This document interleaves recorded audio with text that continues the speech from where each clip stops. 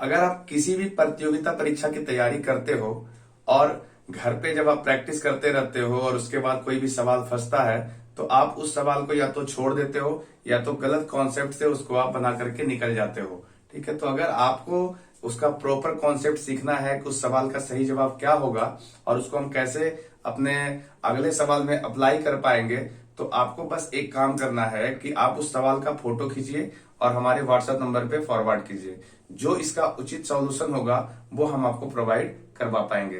तो हेलो दोस्तों, मैं हूं जितेंद्र कुमार और स्वागत करता हूं आपका जित स्टडी सेंटर पे। ये देखते हैं आज का कौन सा सवाल आया है और आज इसको हम लोग कैसे सोल्व कर पाएंगे। ठीक है, तो आज का जो सवाल आया है वो है आपका एक समय और काम से सवाल है। पिछली बार भी समय और काम से ही सवाल था, इस बार भी समय और काम से सवाल आया है। काफी इंपॉर्टेंट सवाल है, आप इसे देखिए, इसको हम लोग कैसे सोल्व कर पाएंगे। और वो सबसे पहले हम क्या करते हैं कि सवाल को एक बार पढ़ देते हैं। आप भी स्क्रीन पे देखिए सवाल क्या कह रहा है। देखिए सवाल बोल रहा है कि ए तथा बी अलग अलग एक काम को क्रमशः 20 तथा 15 दिनों में कर सकते हैं। ठीक है, उन्होंने 6 दिन साथ साथ काम किया, इसके बाद सी ने बी का स्थान ले लिया।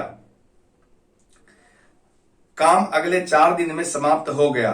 सी अकेले उस काम को कितने दिनों में कर सकेगा। ठीक है, सिंपल सा एक सवाल है जिसमें उसने ए और बी अलग अलग जो काम करता है उसके बारे में दिया है और बोला है कि ए और बी दोनों मिलकर के 6 दिन तक काम करता है। ठीक है, जिसके बाद क्या हुआ कि बी के स्थान पे सी आ गया है और बी ने काम करना बंद कर दिया है। दैट मीन्स कि अगले 4 दिन तक जो काम खत्म हो जाता है उसमें ए और सी की पार्टनरशिप है, ए और सी ने मिलकर काम किया है। ठीक है, और तो सवाल में ये पूछा गया है कि बताइए सी जो है अकेले उस काम को अगर करता तो कितने दिनों में कर सकता था। आइए देखते हैं इस सवाल को हम लोग कैसे सोल्व कर पाएंगे। ठीक है, तो सबसे पहले जो डेटा दिया है उस डेटा को आप नोट डाउन कीजिए। देखिए क्या बोला है,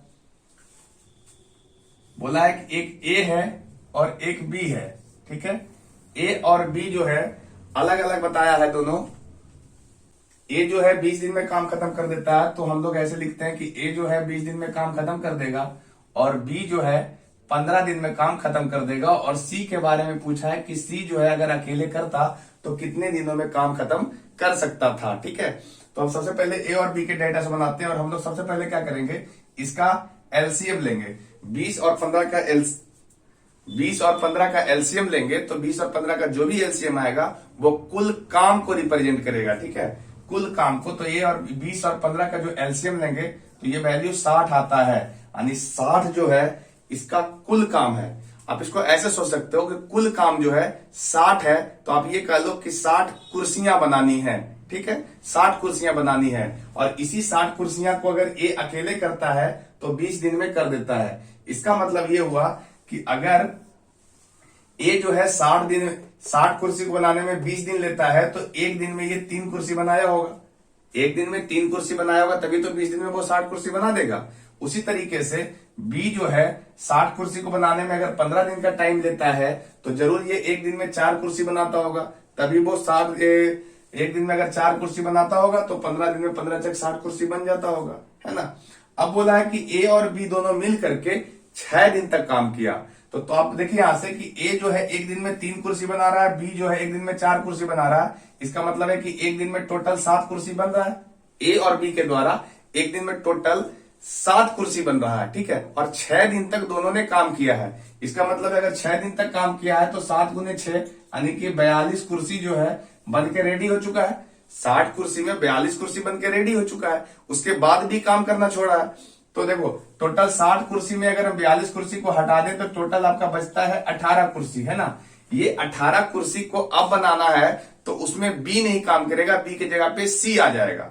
ठीक है, और साथ में ए काम करेगा, यानी ए और सी काम करेगा। ठीक है, तो यहां से देखिए ए की कैपेसिटी क्या है, ए जो है एक दिन में 3 कुर्सी बना सकता है। ठीक है, सवाल में ये लिख रखा है कि ए और सी जो मिल करके जो काम करता है तो अगले 4 दिन में काम खत्म हो जाता है। इसका मतलब ये हुआ कि जो ए और सी काम कर रहा है इसमें से ये दोनों मिलकर 4 दिन तक काम किया और काम खत्म हो गया।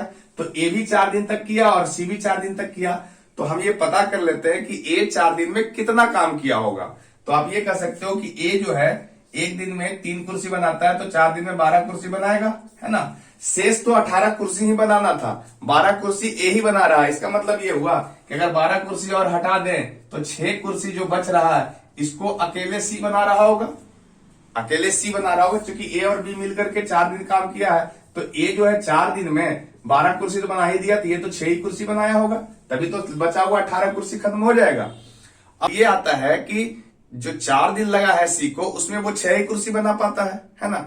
4 दिन में सी 6 कुर्सी बनाता है, इसका मतलब ये हुआ कि सी एक दिन में 1.5 ही कुर्सी बना रहा होगा, है ना। सी जो है, सी एक दिन में मात्र 1.5 कुर्सी बना रहा होगा, इतना नहीं, इतना काम कर रहा होगा। आप कुर्सी कह लो या काम कर लो, एक ही बात है। एक दिन में 1.5 काम कर रहा होगा। सवाल पूछा है कि अगर सी अकेले काम करता तो वह पूरा काम कितने दिनों में खत्म हो जाता। पूरा काम है कितना, पूरा काम है 60 कुर्सी बनाना। इसका मतलब यह हुआ कि इस 60 कुर्सी को बनाने में जो सी को टाइम लगेगा 1.5 से इसको डिवाइड करेंगे तो सी को कितना टाइम लग जाएगा। जब इसको हम डिवाइड करेंगे तो ये टोटल देखिए यहां से 10 ऊपर गया, और ये देखिए 15 चक 60 होता है, तो 10 चक 40 दिन लगेगा। अगर सी अकेले काम करे तो इस पूरे काम को करने में उसको 40 दिन का वक्त लगेगा। उम्मीद है कि आपको ये सवाल समझ में आया होगा। देखिए, जब भी इस तरह का कोई भी सवाल आपसे पूछा जाए समय और काम का, बहुत आसान सवाल होता है। बस आपके दिमाग में ये बात होना चाहिए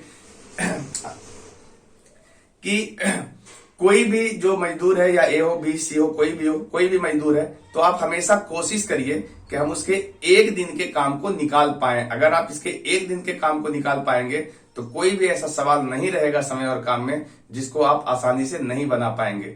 बिल्कुल आपको मना करेंगे कि कोई भी ट्रिक लगा के सवाल को सोल्व मत करिए, और ना ही XYZ मान के सवाल को सोल्व करिए। ट्रिक लगाने में सबसे बड़ा दिक्कत ये होता है कि आप हर सवाल में ट्रिक नहीं लगा सकते, और XYZ मानने में ये दिक्कत होता है कि सवाल को आप लंबा कर देंगे तो फिर आपका समय खराब हो जाएगा। ट्रिक आप भूल जाते हैं एग्जाम में, वो आपको याद नहीं रह पाता है, तो दोनों ही तरीके से आपको प्रॉब्लम होती है। तो आप हमेशा क्वेश्चन को बाय कॉन्सेप्ट बनाने का प्रयास कीजिए। कॉन्सेप्ट से बनाएंगे सवाल को तो आपको बिल्कुल लॉजिक के हिसाब से समय भी बच जाएगा और आपका भूलने का कोई खतरा भी नहीं रहेगा। उम्मीद है आपको ये सवाल समझ में आया होगा। ऐसे ही अगर आपको कोई भी सवाल समझ में नहीं आ रहा है तो आपको व्हाट्सएप नंबर हम दे रहे हैं, आप व्हाट्सएप पे आप सवाल भेजिए, आपको इसका जवाब यूट्यूब के माध्यम से प्रोवाइड करवा दिया जाएगा। ओके, तो अगर आप चैनल पे नए हैं, पहली बार आप चैनल पे आए हैं, तो चैनल को सब्सक्राइब कर दीजिए और वीडियो को लाइक और शेयर जरूर करिए। Thank you. फिर मिलते हैं हम नेक्स्ट वीडियो में, जब तक के लिए थैंक यू सो मच।